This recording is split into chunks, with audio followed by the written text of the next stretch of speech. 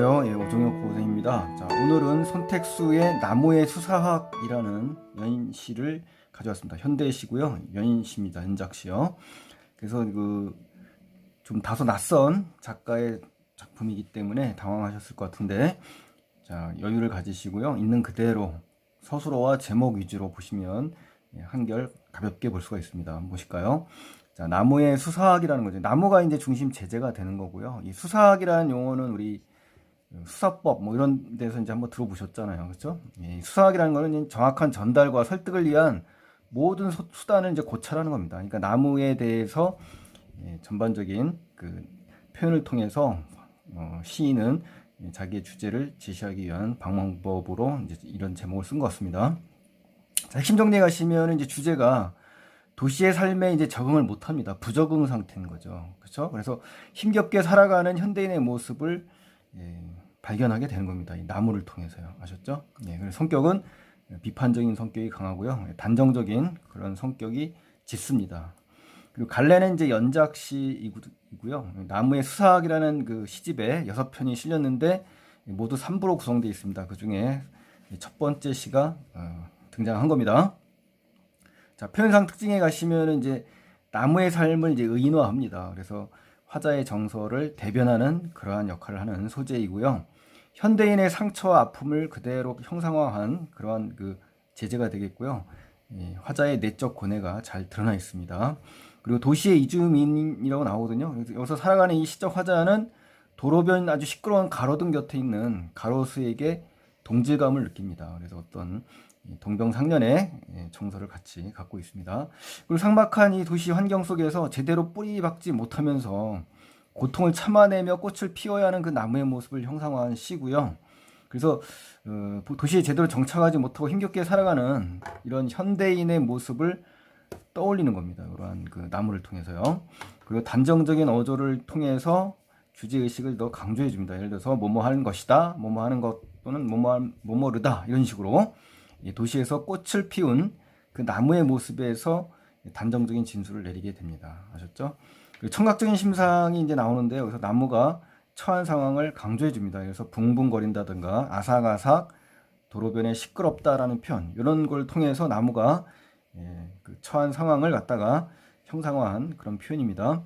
시저화자는 또 도심 속 가로수를 관찰을 합니다. 그래서 도시를 비판적으로 이제 조망하게 되고요.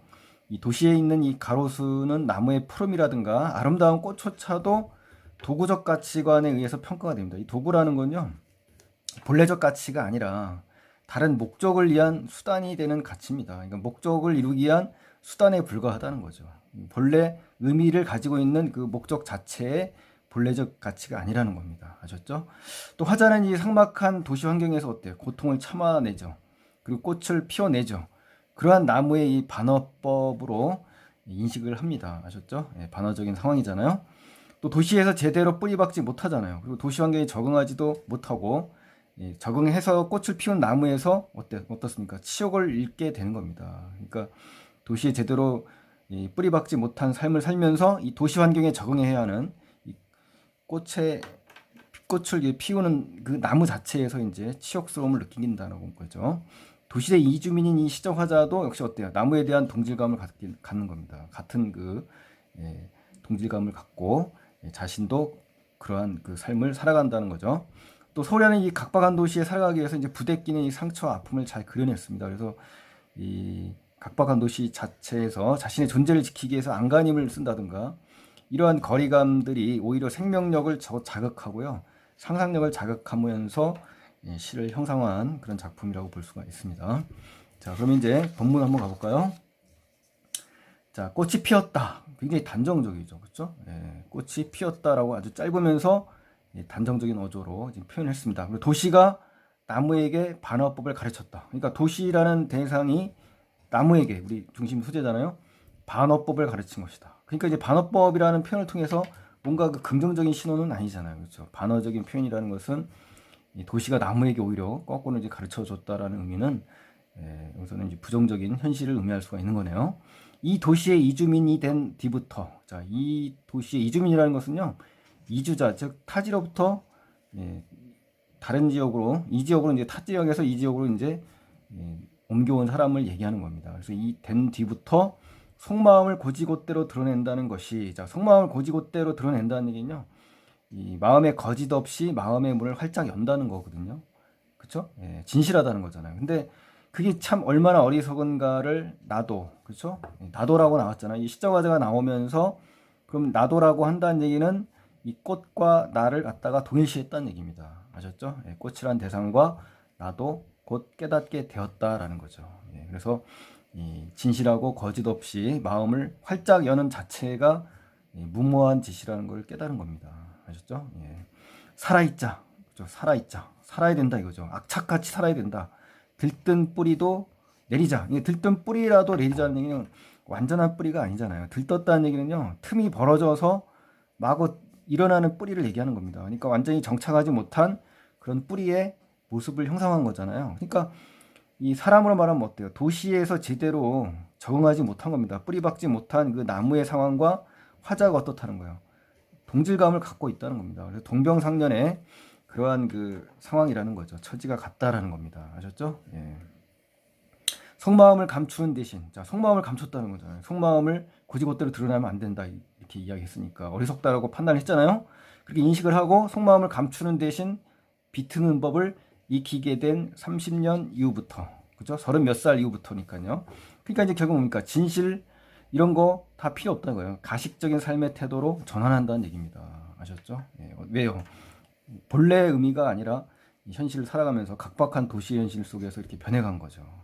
나무는 나의 스승이다. 그렇죠? 나무는 나를 가르쳤다는 얘기죠. 의인법이 쓰였고요. 그가 견딜 수 없는 건 꽃향기 따라 나비와 벌이 붕붕거린다는 거. 내성이 생긴 이파리를 벌레들이 변함없이 아삭아삭 뜯어 먹는다는 것. 자, 그러니까 이 붕붕거린다라든가 아삭아삭 뜯어 먹는다는 거는요, 벌써 나무가 처한 그 상황, 그렇죠?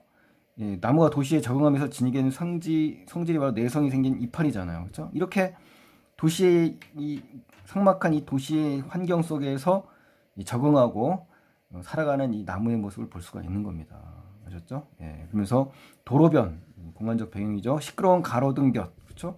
허구한 날, 그렇죠? 한두 번이 아니잖아요. 그러니까 꽃을 피우면서 참아내야 될 이 삭막하고 암울한 이런 도시 환경 속에서 처해 있다는 겁니다. 이 꽃이요. 나무에 꽃이 피니까 나무와 꽃을 얘기하는 겁니다. 신경증과 불면증이 시달리며 피어나는 꽃, 그렇죠? 그러니까 나무가 도시에 적응하기 위해서 견뎌내야 될 어떤 고난과 고통, 시련을 의미하는 거잖아요. 신경증, 불면증에 시달린다고 하는 거 보면은요, 그렇죠? 예, 그 의인법이네요. 참을 수 없다. 나무는, 자, 도치법을 썼죠.